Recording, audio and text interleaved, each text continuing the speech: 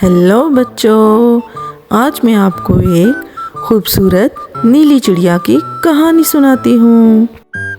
एक जंगल में घने घने दरख्तों पे मुख्तलिफ़ किस्म के बहुत प्यारे प्यारे परिंदे रहते थे।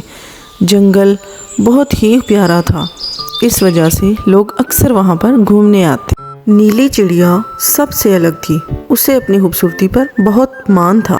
एक दिन मैना उसके पास आई और बोली, हाय नीली, तुम कहाँ थी? बहुत दिनों से तुम्हें देखा नहीं। चलो जाओ यहाँ से, मैं अपने पर साफ कर रही हूँ। जाओ, मुझे तुमसे बात नहीं करनी। इतना गरूर अच्छा नहीं होता नीली, तुम एक दिन पछताओगी, देख लेना। कुछ दिनों बाद जंगल में कुक्कू की बर्थडे की तैयारी होने लगी। दोस्तों, आज हम बहुत मज़ा करेंगे और कुक्कू की बर्थडे बहुत अच्छे से मनाएंगे। हाँ हाँ कबूतर बहन, हम बहुत अच्छे से पार्टी करेंगे। ए नीली, तुम कोई इस जंगल की मलिका हो, तुम कोई काम नहीं करोगी क्या? हाँ नीली बहन, तुम हमारी दोस्त हो, तुम पार्टी में ज़रूर आना। नीली ने किसी की बात पर ध्यान नहीं दिया और सभी परिंदे अपने अपने काम में मगन हो गए। कुछ परिंदों ने फूलों की डेकोरेशन की और कुछ ने फल इकट्ठे किए और इधर नीली चुपचाप एक साइड पर बैठकर देखती रही। इस मलिका को देखो, ये बस खाती और सोती है और कोई काम नहीं। हाँ हाँ मीना बहन, तुम बिल्कुल ठीक कह रही हो।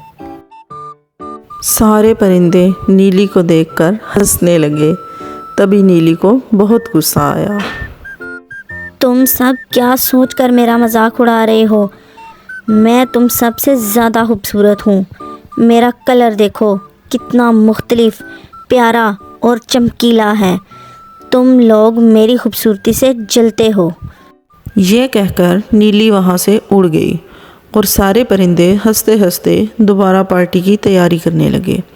किसी भी परिंदे ने नीली से कोई बात नहीं की। कुछ दिनों बाद उस जंगल में एक फैमिली घूमने आई। ये जंगल बहुत प्यारा है और यहाँ कितने प्यारे परिंदे हैं। हाँ बेटा, तुमने ठीक कहा, ये जंगल वाकई में बहुत प्यारा है और परिंदे भी। बच्चा प्यारे प्यारे परिंदों को देखने लगा और उनकी आवाज़ें सुनने लगा। तभी उसकी नज़र दरख्त की एक शाख पर बैठी नीली चिड़िया पर पड़ी। वो देखिए पापा, कितनी प्यारी चिड़िया है। उसका कलर कितना प्यारा है, वो सभी परिंदों से मुख्तलिफ है।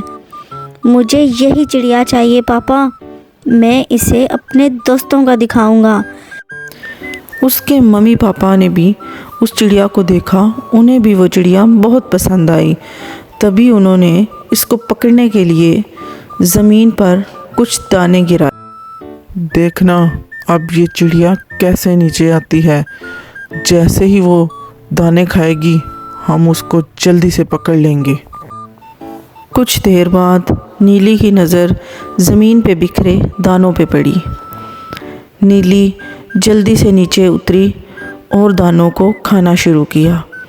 जैसे ही उसने दाने खाने शुरू किए, लड़के के पापा ने उसको पकड़ लिया और पिंजरे में कैद कर डाला। वाह, हमने इसको पकड़ लिया, ये बहुत प्यारी है।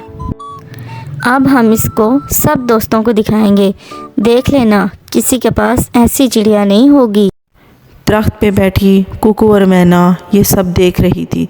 जैसे ही वो फैमिली घर जाने लगी, ये दोनों उनका पीछा करने लगी। कुछ देर चलने के बाद वो लोग बहुत थक गए और एक दरख्त के नीचे बैठ गए।